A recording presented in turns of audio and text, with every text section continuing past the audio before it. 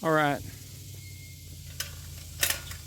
here's my little Jeep Liberty 2005 model, and it's got the 2.8 liter 4-cylinder diesel engine, commonly known as CRD, meaning common rail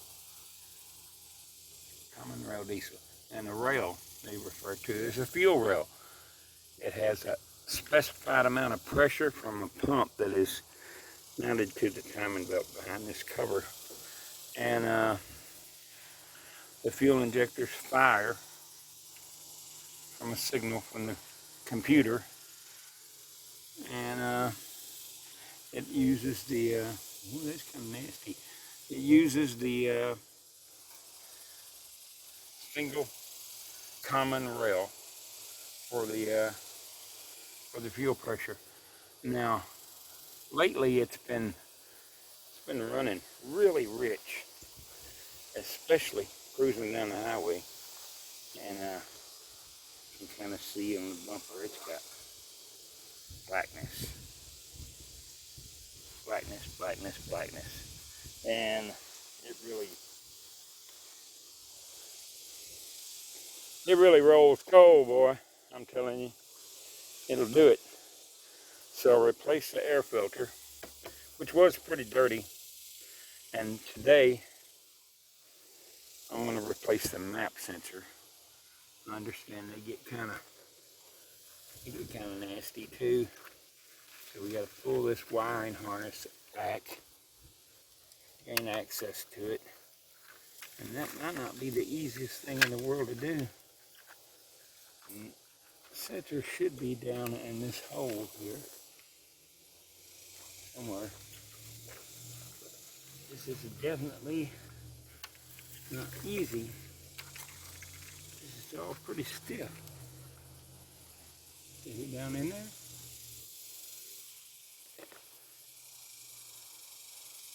Where is it?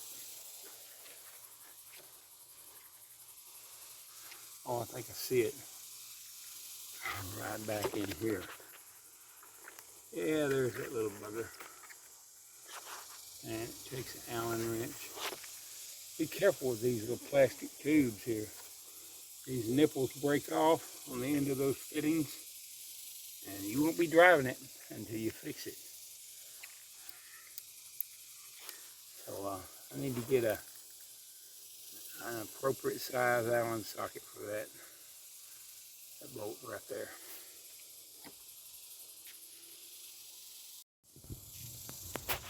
Okay, my camera / phone is pretty hot. Let's see if it doesn't shut down. Man, I really can't see very well for some reason. All right, it's right down in this hole. Let's see if I can get this socket on it. All right, I'm gonna have to go to the parts store and get one. Almost on there. But you know what? It's not a true Allen. It's a Torx. Doesn't go in there quite far enough. It was a 27. I have a 25 here. Let's see if we can use it. It feels pretty good, actually. But now I got to find a socket and adapter. I didn't find an adapter to use the 3/8 ratchet, but I did find a 1/4 inch drive. So I'm gonna have to set you down while I do this. I don't think I can manipulate it. And I can't use this long extension either.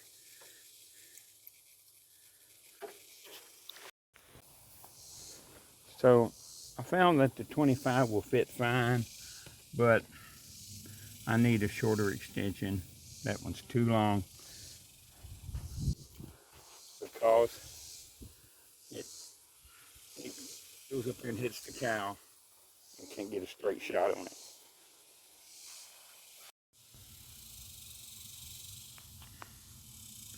I found a shorter extension. Took me a minute. We have tools all over the place. We've been working on a bunch of different things. So I'm going to place it on this nut, on this bolt. There it sits. Right there. See if I can get it out of here. I don't know if I can film this or not. Maybe. Put my hands in the way, huh? Come on, loosen up. Loosen up. Come on, loosen up. There it goes.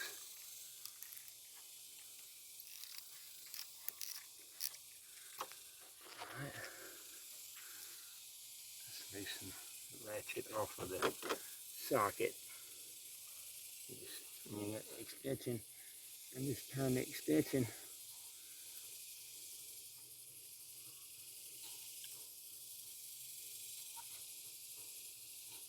Get the screw out of there.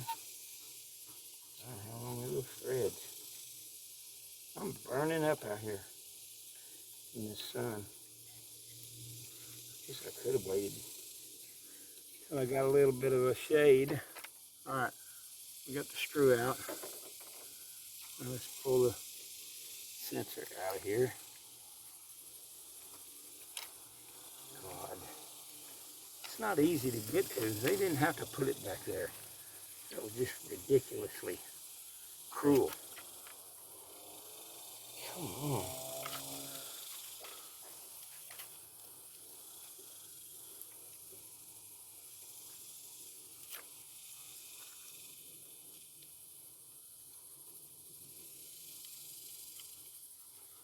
Man, I'm burning up. I think I'm gonna have to put two hands on it. I'm gonna lay down. Got a little pry bar. Slide it up under it. See if I can wiggle him out. Come on. There it comes. Alright, let's see what it looks like. It's kind of oily. I don't know how I can read anything with all that oil on it. Come on, disconnect it. Yeah, I don't know how I can read anything at all with that oil all over it. So, let's put this off. Pushing that down, it's not doing it, so I'm going to pry it up and pull it apart. Hold on.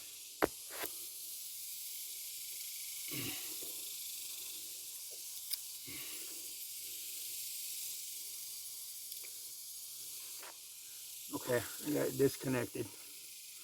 Let's see if the new one matches this one. This is a cheap Chinese knockoff. And the new sensor should be in this car somewhere. Maybe not. Okay. We have a very oily sensor that came out of there. So I'm going to get a can of this brake parts cleaner. I know it's not optimal material to use, but it's what I'm going to use right now. Pretty good. Look at it. Give it a spray. Oh, of course. Comes out of there with a vengeance. Throws it to the ground. Something that I did not want to happen. So we'll place it in a different spot.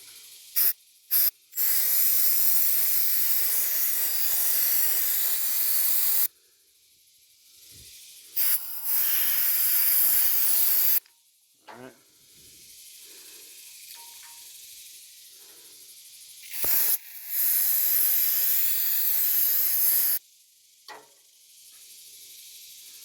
Now, just a minute in the sunshine, it should be dry.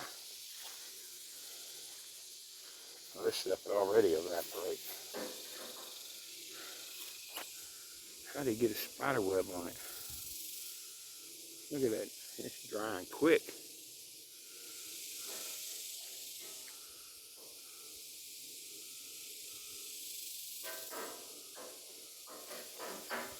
The way I understand this works, air goes past that little gizmo in there.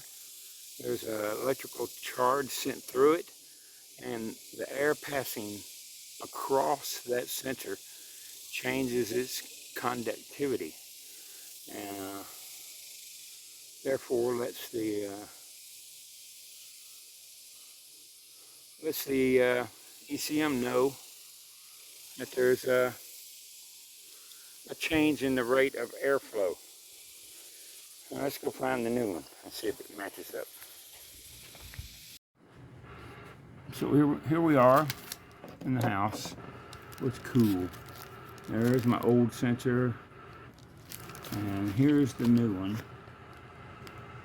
And it does appear to be shaped in the same kind of configuration. I don't want to open it until I'm relatively certain that it's the right one.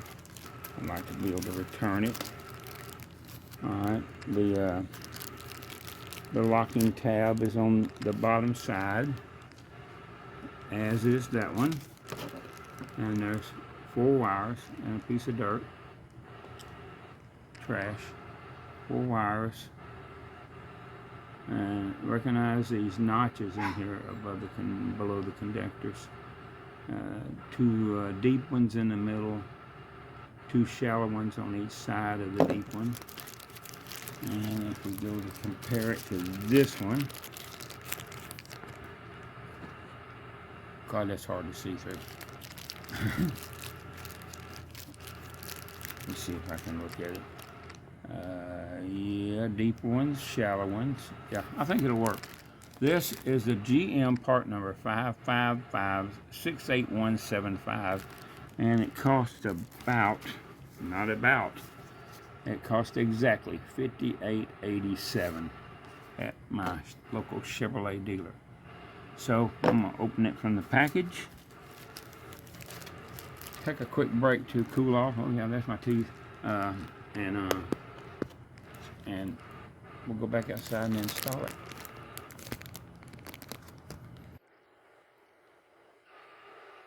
Made by Bosch.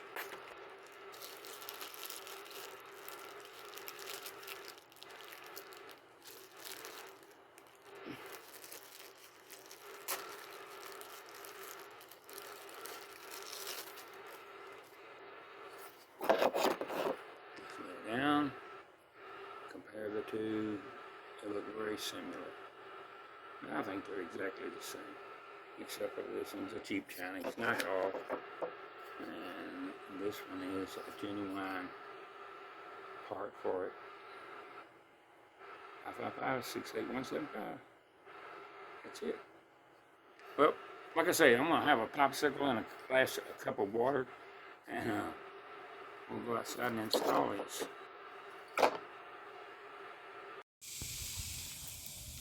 Okay, we're going to take this sensor and we're going to put just a dab of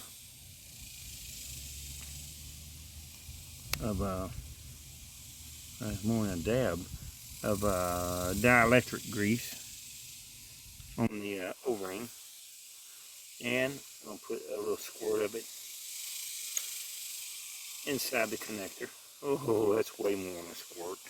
Oh well, it's what it is. And I'm going to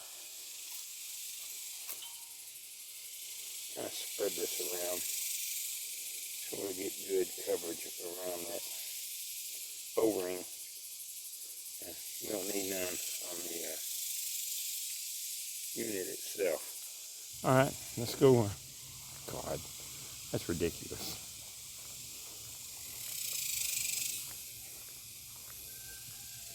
I might try to pick some of that out. Oh, it is so hot out here. Let's look down in this hole. You see, it's reasonable. That's not hard to get to. And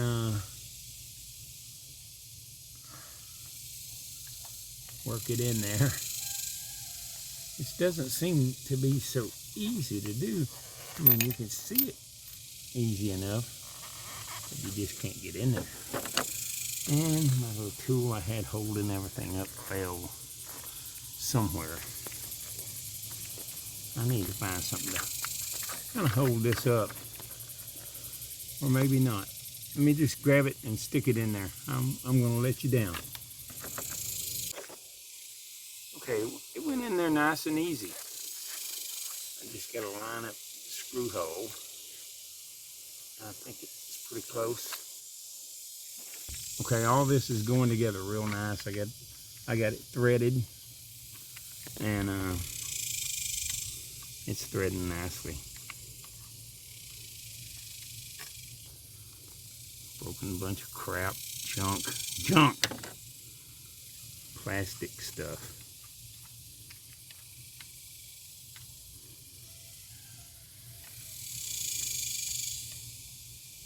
All right, it's bottomed out.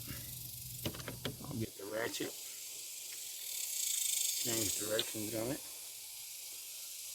put it on the end of the extension, give it a little tightening, not a whole lot, and it came out.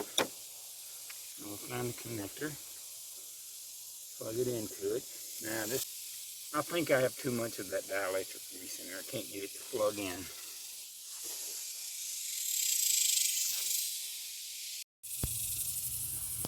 Okay, I got my carb spray here. I gotta see if I can get in there to clean that plug out. Okay, I gave it a shot or two. I think I might have got it out of there. Let's get the plug and plug it back in.